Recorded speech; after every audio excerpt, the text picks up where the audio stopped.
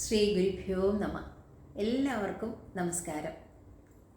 ഇന്ന് നമുക്ക് ഹഠയോഗ പ്രദീപികയിലെ ഒരു ശ്ലോകം നോക്കാം.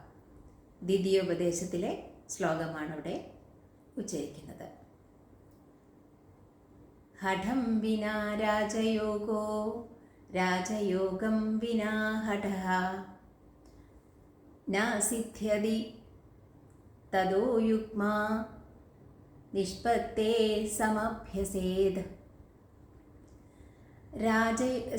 ഹഠയോഗം കൂടാതെ രാജയോഗത്തിലൂടെയോ രാജയോഗം കൂടാതെ ഹഠയോഗത്തിലൂടെയോ പൂർണ്ണ ഫലസിദ്ധി സാധ്യമാകില്ല എന്നിവിടെ മഹർഷി പറയുന്നു. രണ്ടും അത് നമ്മൾ പൂർണ്ണമായിട്ടും ഫലസിദ്ധി നേടുന്നത് വരെ രണ്ടും കൂടെ ഒരുമിച്ച് കൊണ്ടുപോകണമെന്ന് ഇവിടെ മഹർഷി ഉപദേശിക്കുകയാണ്. നമ്മളിൽ പലരും ചോദിക്കുമ്പോൾ പറയും ചിലർ ഹഠയോഗികളാണ്, രാജയോഗികളാണ് എന്നൊക്കെ പറയും. അപ്പോൾ ഹഠയോഗികളെന്ന് പറയുന്നവരെയാണ് കൂടുതലായിട്ട് നമ്മൾ കാണുന്നത്.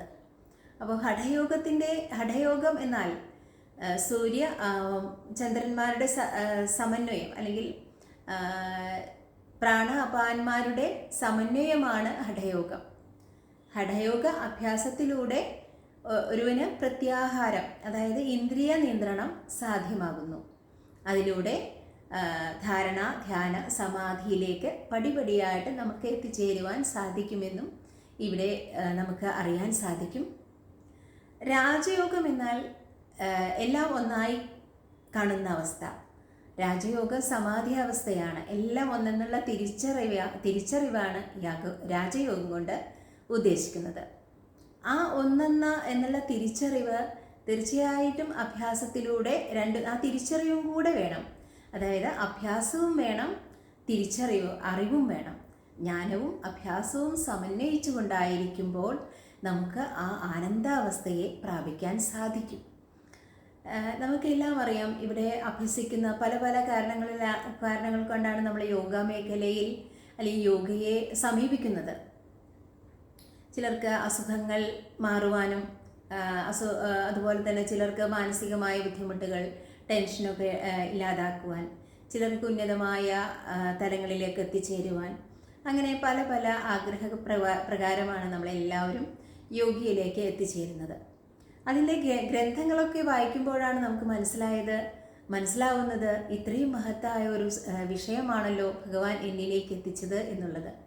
വളരെ ആനന്ദകരമാണ് യോഗ പഠനം, അഭ്യാസം. അതിനേക്കാൾ നമുക്ക് ഓരോ അഭ്യാസത്തിലൂടെയും തുടക്കത്തിൽ തന്നെ നമുക്ക് അറിയുവാൻ സാധിക്കും സുഖവും സന്തോഷവും നമുക്ക് അനുഭവപ്പെടുന്നുണ്ടെന്ന്.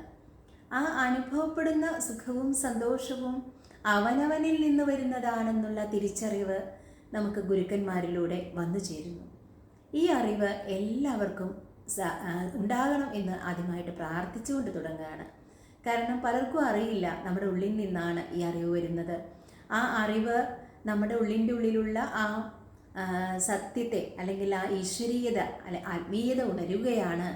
നമ്മളുടെ യഥാർത്ഥമായ സ്വരൂപാവസ്ഥയെ നമ്മൾ തിരിച്ചറിയുകയാണ് എന്ന് നമ്മൾ തീർച്ചയായും അറിഞ്ഞിരിക്കേണ്ടത് ഈ ജന്മ പുണ്യം അല്ലെങ്കിൽ ഈ ജന്മത്തിൽ അതറിയണം എന്നാണ് താഴ്മയായി പറയാനുള്ളത്.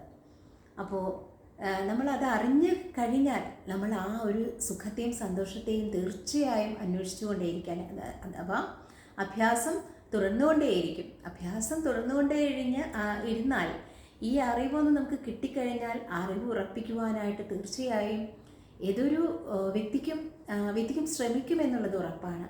കാരണം അത് മറ്റുള്ള ആനന്ദത്തെക്കാൾ ഉപരിയാണ്.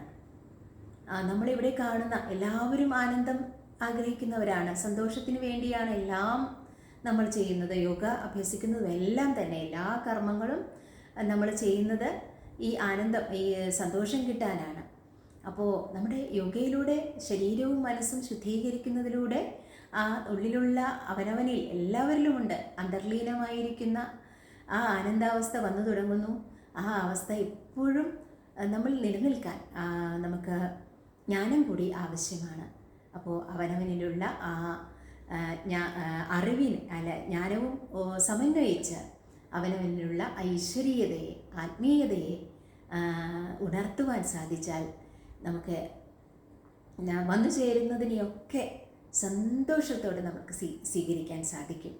നമ്മൾ ആനന്ദ ചിത്തരായിട്ട് നമുക്ക് ജീവിക്കാനായിട്ട് തീർച്ചയായും സാധിക്കും.